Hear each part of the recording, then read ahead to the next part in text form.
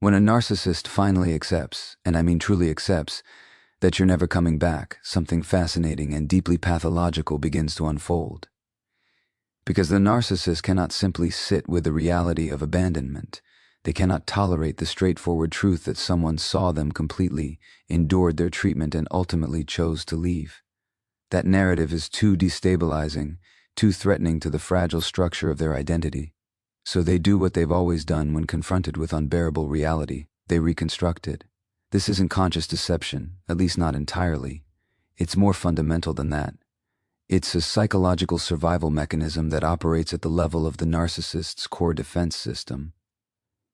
The moment they accept you're truly gone, their psyche immediately begins the work of revision, of rewriting history in a way that preserves their grandiosity and protects against the wound of being left.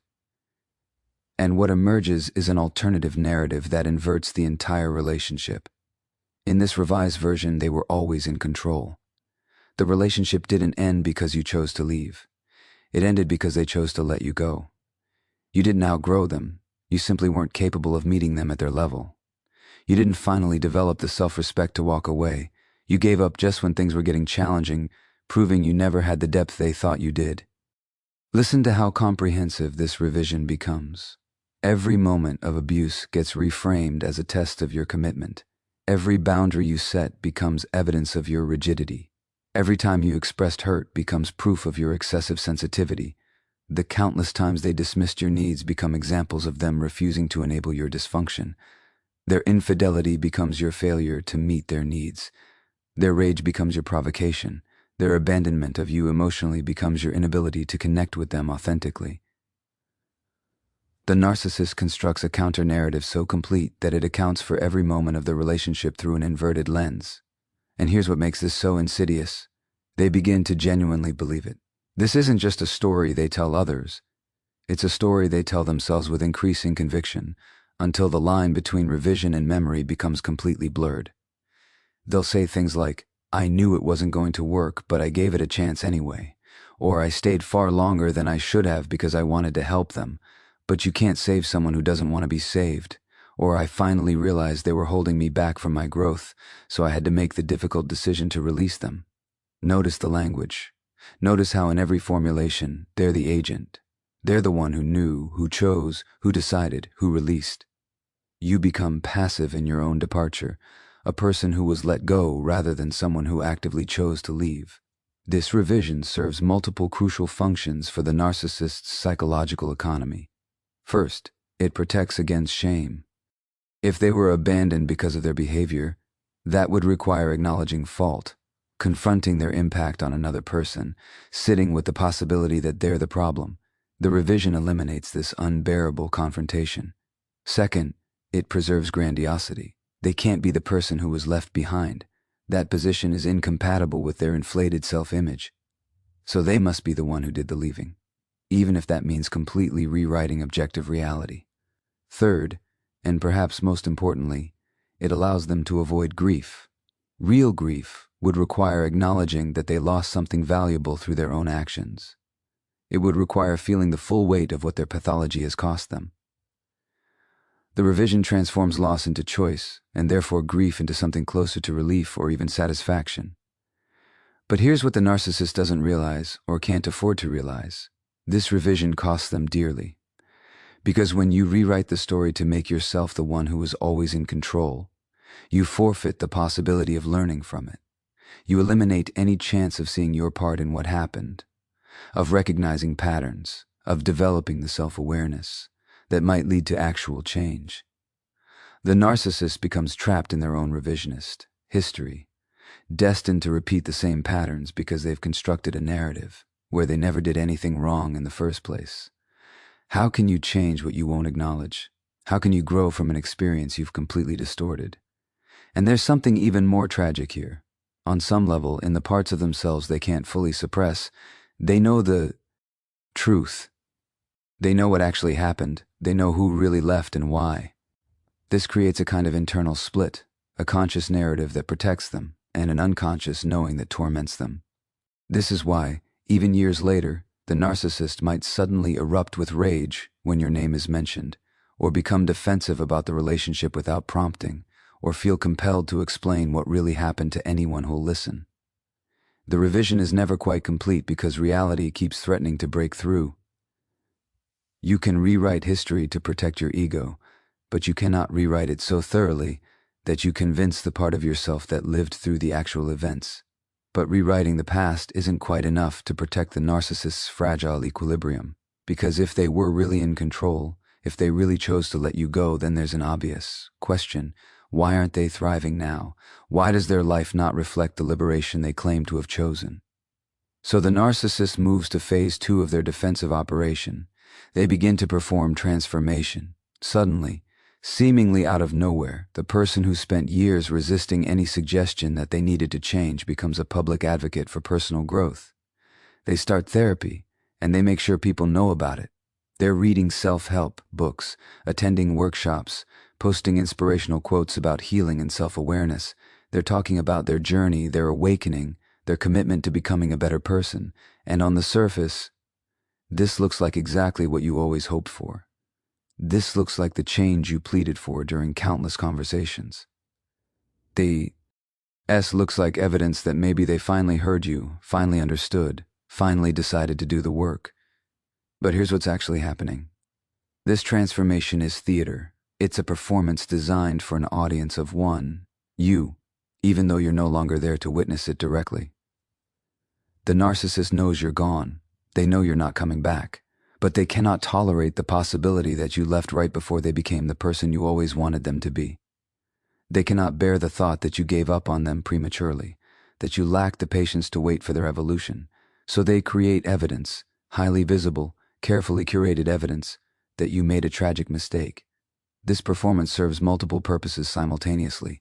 On one level, it's designed to reach you through the inevitable channels that remain between you, mutual friends, social media, the social network you once shared. The narcissist knows that someone will mention it to you. Someone will say, they're really working on themselves now. They seem different. Maybe you were too hasty. That's the message they're trying to plant in your consciousness. Regret, doubt, the nagging question of, what if I had just waited a little longer?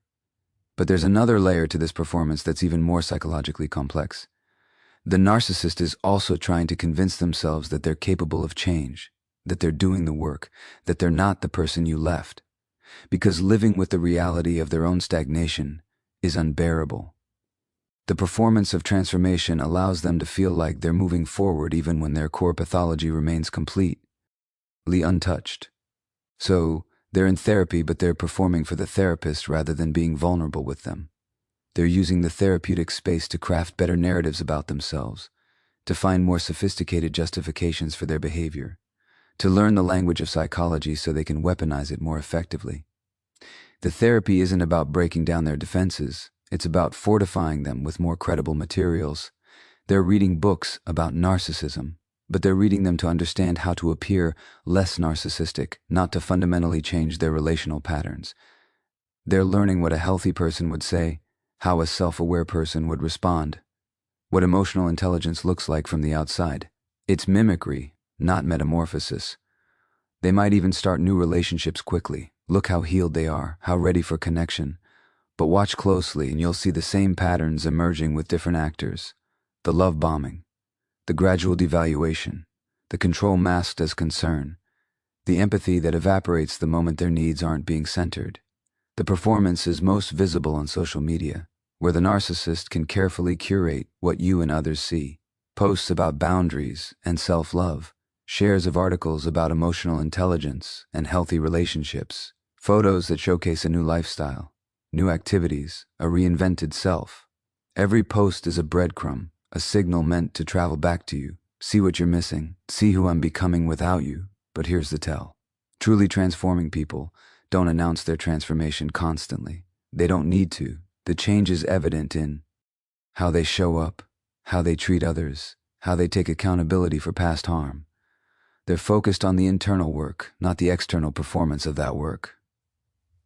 The narcissist's transformation is all performance precisely because there's no substance beneath it. It's a stage production without a script that matters, an elaborate costume with no character development underneath. They're hoping that if they perform healing convincingly enough, They won't have to actually do it. And perhaps most tragically, this performance prevents actual healing from ever occurring. Because real transformation requires honesty, vulnerability, and a willingness to sit with unbearable shame about who you've been and how you've harmed others. It requires dismantling the very defenses the narcissist is working so hard to preserve. The narcissist cannot simultaneously protect their grandiosity and genuinely transform. They cannot maintain the narrative that they were always in control while also acknowledging how out of control they actually were. They cannot perform being healed while avoiding the painful work that actual healing demands. So they remain trapped in this performance, this elaborate show that convinces no one who knows them well, that reaches you only as information you're relieved to observe from a distance, and that ultimately serves only to keep them from facing themselves. Years might pass with the performance continuing. The narcissists might become quite sophisticated in their use of therapeutic language, quite skilled at appearing self-aware. But the core remains unchanged, because change was never the actual goal. The goal was to manage your perception, to create doubt about your decision to leave, to maintain the fantasy that they're evolving while their fundamental patterns remain untouched. Real transformation whispers and shows up differently. Performance shouts and changes nothing. Now, here's where the narcissist's psychology reveals something deeply paradoxical about how they manage the permanence of your absence. Because while they're busy revising history and performing transformation, they're simultaneously doing something that seems to contradict both of those strategies. They're elevating you to mythological status.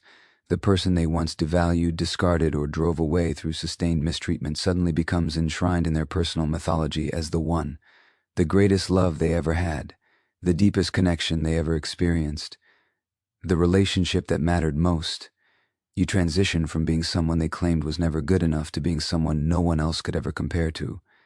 And if you're observing this from a distance, which you likely are, it can be absolutely bewildering. During the relationship, you were subjected to constant criticism. You were told you were too sensitive, too demanding, too much, and somehow simultaneously not enough. Your needs were dismissed as excessive. Your feelings were invalidated as unreasonable. Your very reality was questioned and denied. But now you were everything. Now the relationship was sacred.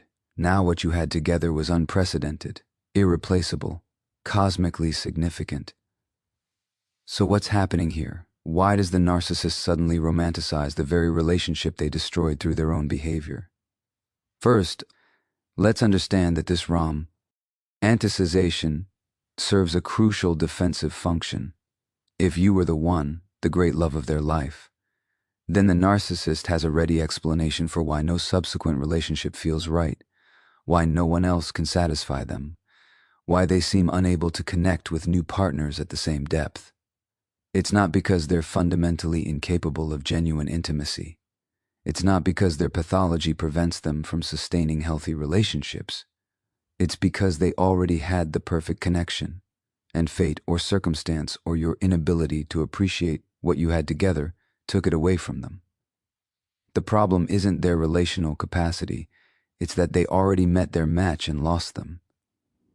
This narrative is far more tolerable than the truth, that they destroy every relationship that gets close enough to threaten their defenses, and they'll continue to do so until they address their underlying pathology. Second, this romanticization allows the narcissist to keep you psychologically present even in your physical absence. And this is crucial because remember, you weren't just supply, you were high-quality supply, who also served as their emotional regulator, their evidence of goodness, their witness to potential. Losing you created a void that cannot be filled. By elevating you to great lost love status, the narcissist gets to keep a version of you in their inner world. Not the real you, of course. The real you set boundaries and left. But an idealized, frozen-in-time version of you that exists in their imagination. This phantom version can continue to serve some of the functions you used to serve without requiring any of the reciprocity or accountability that real you eventually demanded. It's a form of what we might call psychological object permanence, keeping you as an internal presence even when you're externally absent. You become a kind of emotional touchstone they can return to, a standard against which everyone else is measured and found wanting. Third, and this is particularly insidious, the romanticization is a form of ongoing control, because by making you the one who got away, The narcissist is still writing a story about you.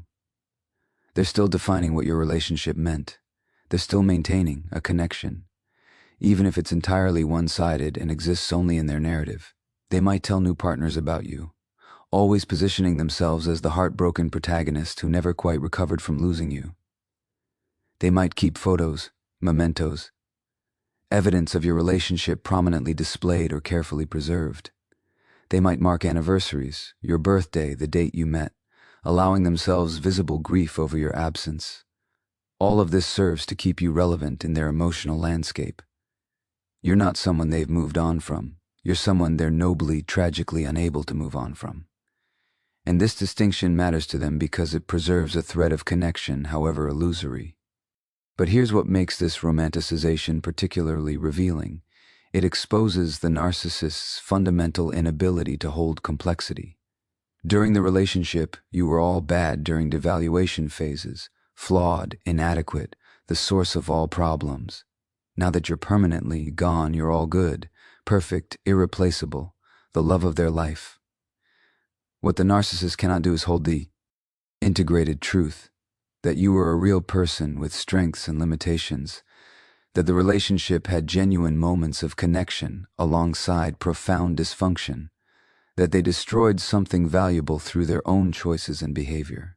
That would require acknowledging their role, feeling appropriate guilt and regret, and sitting with the complexity of loss that includes self-responsibility.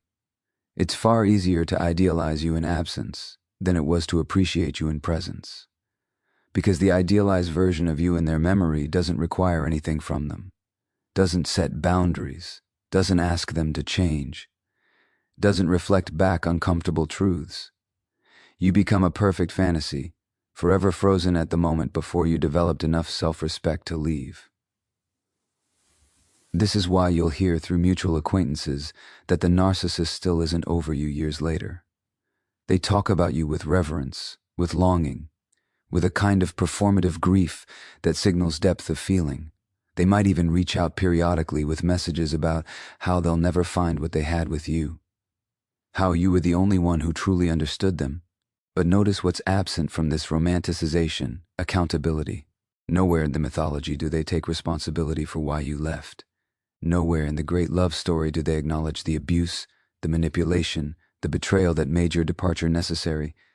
The story is always tragic circumstance, bad timing, your inability to fight for the relationship, never their choices that made the relationship untenable. The romanticization is another form of revision, just dressed in different clothes. Instead of rewriting history to make themselves the one in control, they're rewriting it to make themselves the bereft lover who lost their great chance at happiness. Both versions protect them from the same unbearable truth, that they had something real and they destroyed it through patterns they refused to change. You weren't the one.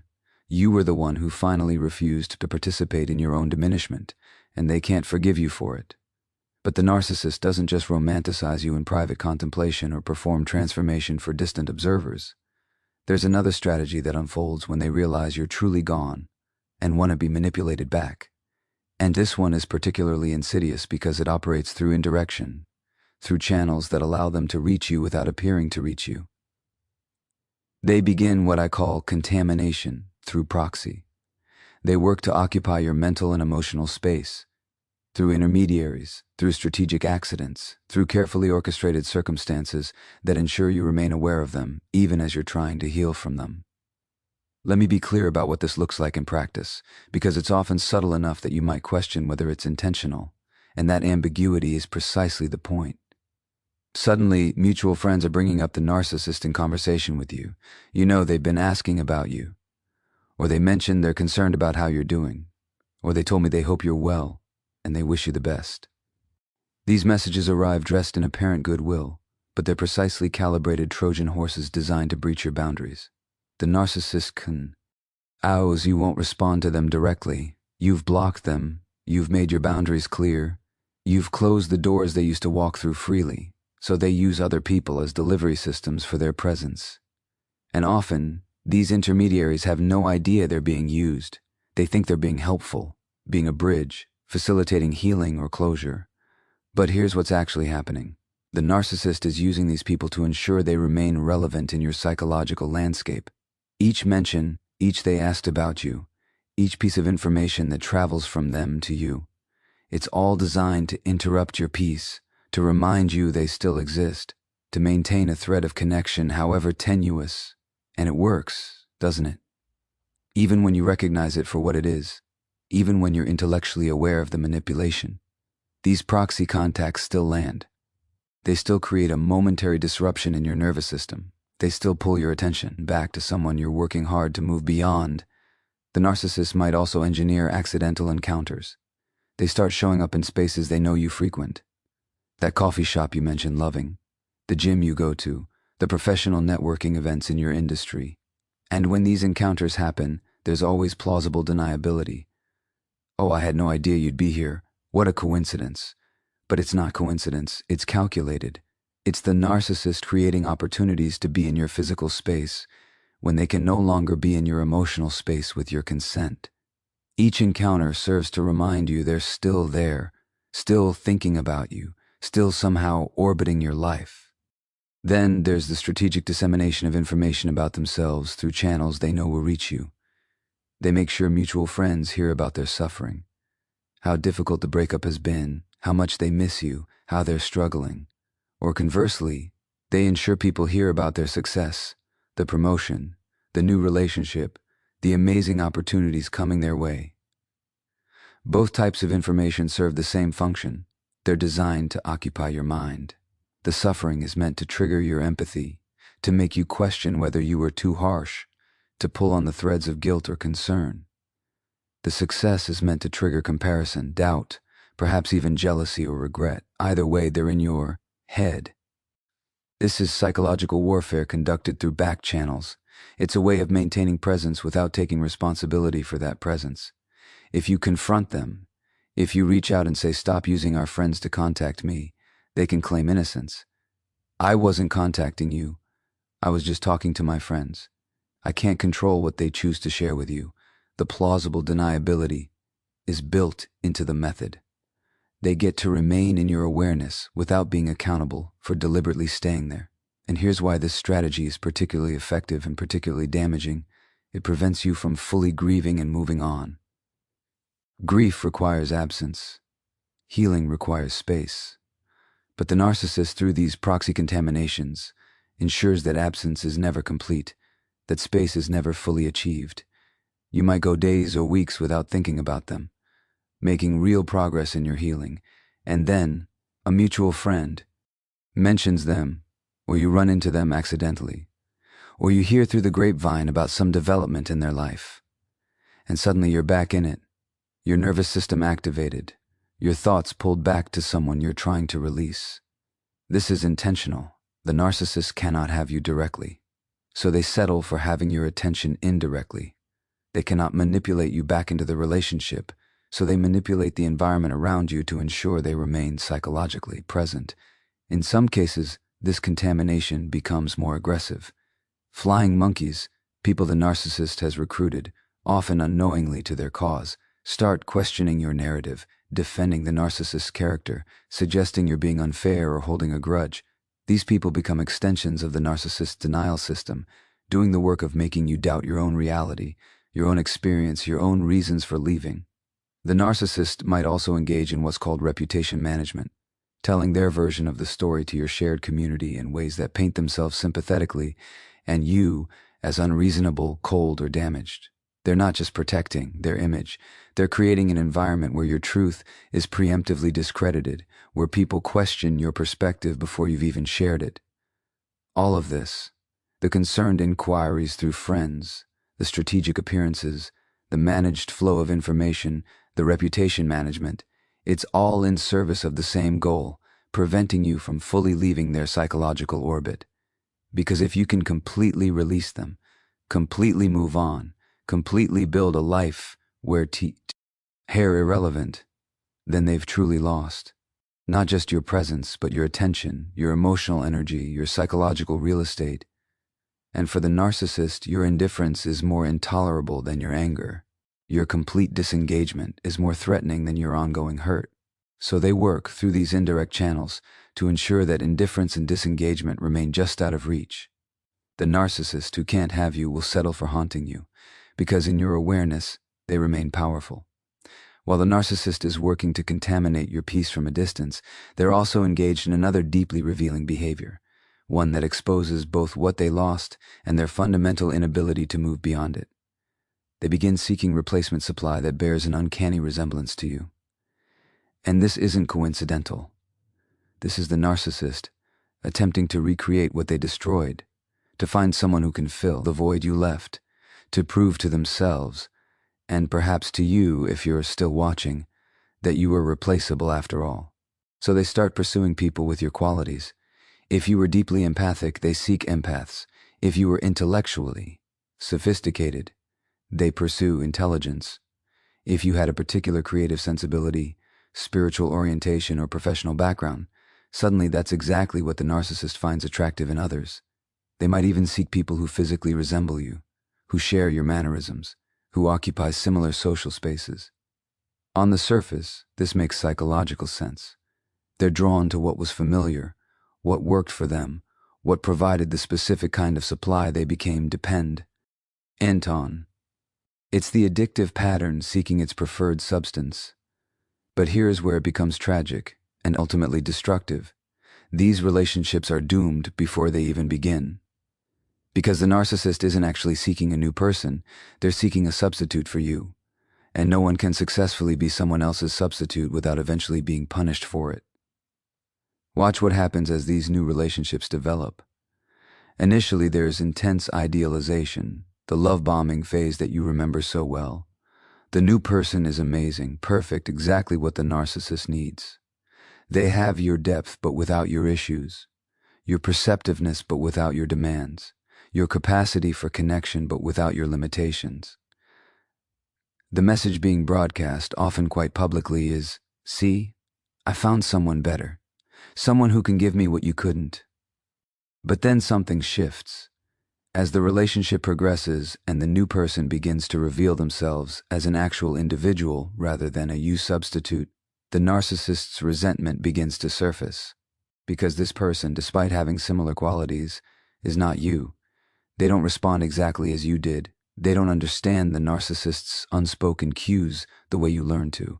They don't provide the same quality of regulatory function because that level of attunement takes time to develop, and also because they're a different person with different patterns, and the narcissist, consciously or unconsciously, begins to punish them for this failure to be you. They criticize the ways this person differs from you. You don't understand me the way they did. Or they would have known what I needed, without me having to explain. Or even more overtly, you remind me of them, but you're not quite the same. The new partner is being held to a standard they can never meet because the standard is being someone else. This creates a particularly cruel dynamic. The new person was likely drawn to the relationship partly because they possess some of the same empathic, perceptive qualities you had. But those very qualities mean they begin to sense something's wrong. They feel they're being compared to someone they can never measure up to. They recognize they're cast in a role in someone else's drama rather than being met as themselves. And often, because they have empathic capacity similar to yours, they try harder. They attempt to understand what the narcissist needs, to bridge the gap, to be enough. They're repeating the same pattern you eventually broke free from, contorting themselves to meet an impossible standard, trying to fill a void that cannot be filled, competing with a ghost. But here's what makes this particularly revealing about the narcissist psychology. This pattern demonstrates that they learned nothing from losing you. They're not seeking a genuine new relationship with someone they can appreciate for who they actually are. They're trying to recapture what they had with you, which means they still don't understand that what they had with you was destroyed by their own behavior, not by fate or circumstance or your inadequacy. They're essentially trying to run the same program with different hardware, expecting a different result. But the program is the problem. Their relational pathology, their inability to reciprocate, their need to control and diminish. These patterns will emerge regardless of who the partner is. The new person might resemble you, but the narcissist is still fundamentally the same, which means the relationship will follow the same trajectory of idealization, devaluation, and eventual destruction. And there's often an element of vindictiveness in how the narcissist treats these you-resembling partners. On some level, they're angry at you for leaving, for seeing through them, for choosing yourself. But they can't punish you directly. You're gone, boundaried, unreachable. So they unconsciously punish or stand in for the crime of not being you, for reminding them of what they lost, for representing their failure to maintain the best supply source they ever had. These relationships become a form of repetition compulsion, the psychological phenomenon where we unconsciously recreate painful dynamics in an attempt to master them. The narcissist is trying to get it right this time, to prove they can maintain a relationship with someone of your caliber. But they're bringing the same unresolved pathology to the attempt, which means they're destined to fail in the same ways. Sometimes these relationships end quickly, when the new person recognizes early that they're being used as a replacement. Sometimes they last longer, with the new person enduring increasing resentment and comparison, gradually being devalued for failing to be someone they never agreed to be. But they never work.